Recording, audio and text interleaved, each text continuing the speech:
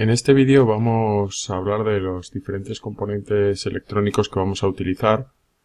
En un primer lugar, la división que hemos hecho, como se puede ver aquí, son tres grupos claramente diferenciados, en el cual tenemos por un lado la diferencia entre sensores y actuadores, es decir, elementos que nos permiten recibir, como son todos estos, información del exterior para que esta información luego sea procesada por las placas controladoras que tenemos aquí y en función de eso estas placas controladoras manden una serie de señales para este bloque de aquí realizar una serie de actuaciones.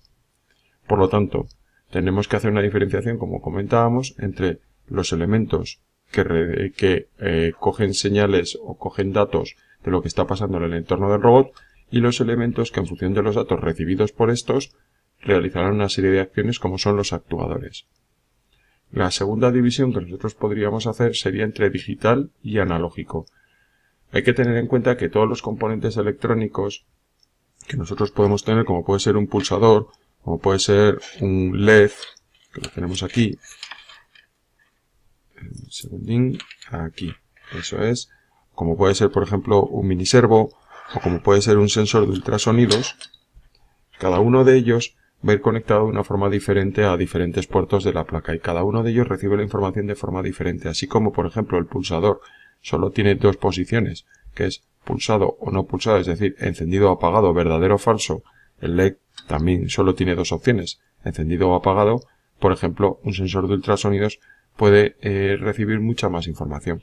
Y si nos vamos, por ejemplo, a un sensor de intensidad lumínica, un LDR, como puede ser este, evidentemente en función de la intensidad que tengamos de la luz, como puede ser con una bombilla encendida o apagada, pues es evidente que al fin y al cabo nosotros recibiremos diferente información. Por lo tanto, en unos casos cuando hablemos de digital estaremos hablando de aquellos elementos que solo tienen dos opciones, es decir, 1 o 0, encendido o apagado, verdadero o falso, ¿vale? O los analógicos, como puede ser el sensor, en este caso de intensidad lumínica, un LDR, en el cual va a poder admitir valores entre 0 y 1023, es decir, no tenemos solo dos únicos valores, sino que tenemos muchísimos más. Toda esta información que estamos comentando nos llegará siempre a nuestra placa controladora. Aquí tenemos dos ejemplos de placas controladoras, las dos son dos placas Arduino, una de ellas es la placa Zoom, desarrollada o modificada en estos momentos por BQ, y esta es una Funduino, una Arduino 1, digamos, estándar. Evidentemente, las placas controladoras son nuestro cerebro, son los elementos que recibirán información de los sensores y en función de esa información, este chip, o en este caso este otro bastante más grandote, realizarán una serie de cálculos, procesarán esa información y evidentemente mandarán una serie de acciones para ser realizadas por los actuadores. Si empezamos a hablar de los diferentes componentes electrónicos que vamos a utilizar, por un lado tendremos los pulsadores, es decir, es simplemente un pulsador en el cual nosotros tendremos una posición de sin pulsar o pulsado, por tanto un encendido o un apagado. El siguiente elemento que vamos a hablar es, como comentábamos hace un momento, un sensor de luz. Básicamente nos permite detectar la intensidad lumínica que tenemos en el ambiente.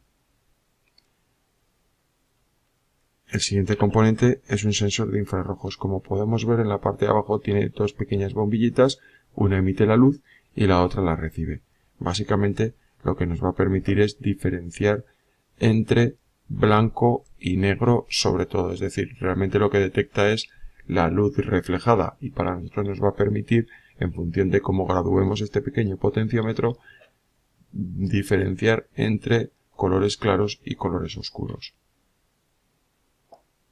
El siguiente elemento que utilizaremos o que discutiremos va a ser un potenciómetro. Básicamente un potenciómetro, como ya explicaremos más adelante, es una resistencia variable y que nos va a permitir, en definitiva, por ejemplo, desde decidir que con nuestra placa controladora más un potenciómetro y un zumbador realicemos una guitarra electrónica, es decir, empecemos con una posición del potenciómetro y generemos una nota en una determinada frecuencia y conforme nosotros vamos variando el potenciómetro, la frecuencia de esa nota vaya variando.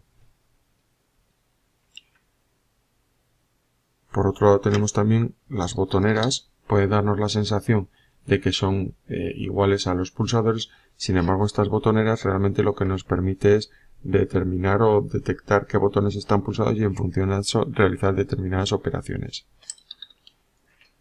Antes comentábamos también, hablábamos un poquitín de pasada sobre el sensor de ultrasonidos. Es un sensor que, como el dibujo que llevo ahí grabado, está basado en algo en la naturaleza como son los murciélagos y que evidentemente lo que emite es una onda ultrasónica que nuestro oído es incapaz de detectar y a su vez detecta el tiempo que pasa desde la emisión de esta onda hasta la recepción del rebote de dicha onda. Por lo tanto, es capaz de calcular a qué distancia están los objetos. Utilizaremos, por supuesto, LED. Los LED, que ya discutiremos ampliamente sobre ellos, indicaremos qué son y enseñaremos diferentes modelos.